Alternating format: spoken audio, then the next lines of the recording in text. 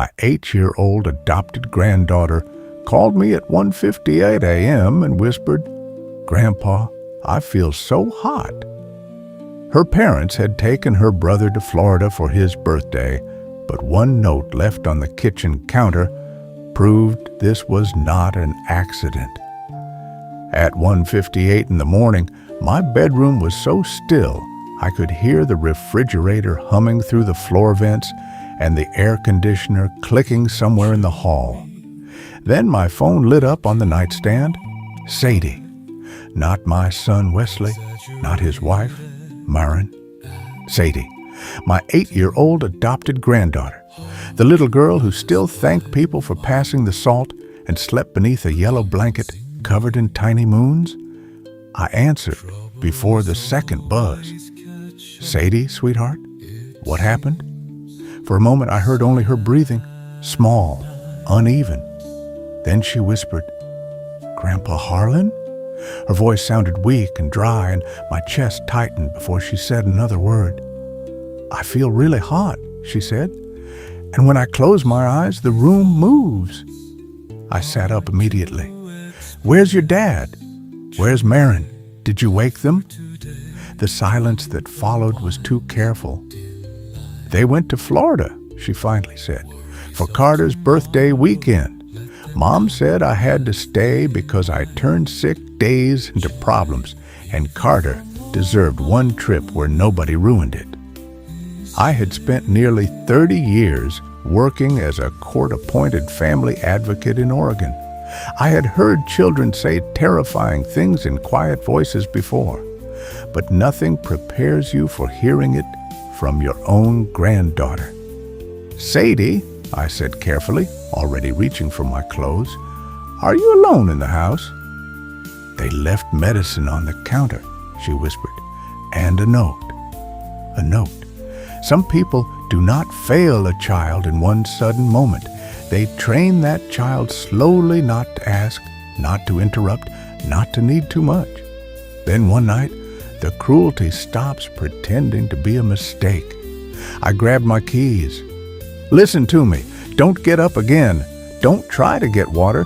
Keep the phone close and stay with me." "I'll be quiet," she said quickly. "Please, don't tell Mom I bothered you." For 1 second, I wanted to call Wesley and force him to hear his daughter's voice at nearly 2 in the morning. But Sadie needed help, not anger. So I drove. Wesley's neighborhood near Lake Oswego looked perfect, as always. Trimmed lawns, clean driveways, porch lights glowing over flower pots.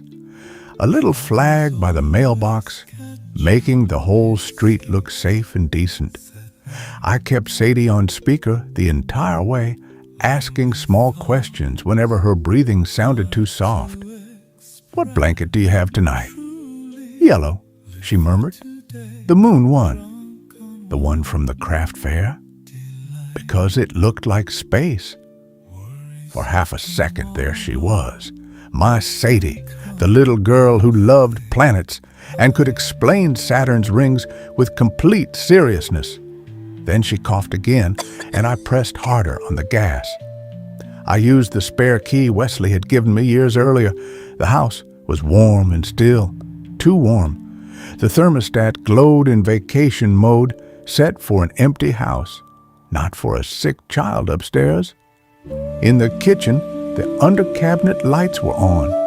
Everything looked clean and carefully arranged. On the counter sat children's fever medicine, a plastic measuring cup, crackers, and a folded pastel note from Marin's planning pad. Her handwriting was neat. "Sadie, take 1 dose before bed and stop turning every illness into a scene. We are taking Carter to Orlando because he earned a happy birthday weekend, and you need to rest instead of stealing everyone's attention. Do not call the neighbors unless it is a real emergency, and do not make your brother feel guilty." I read it once, then again. This was not panic, not confusion, not a rushed accident. This was planned. Beside the note was a digital thermometer. I pressed the memory button. The screen flashed. 103.7, they had checked, they had known, and they left anyway. I folded the note and put it in my pocket. Then I slipped the thermometer in beside it.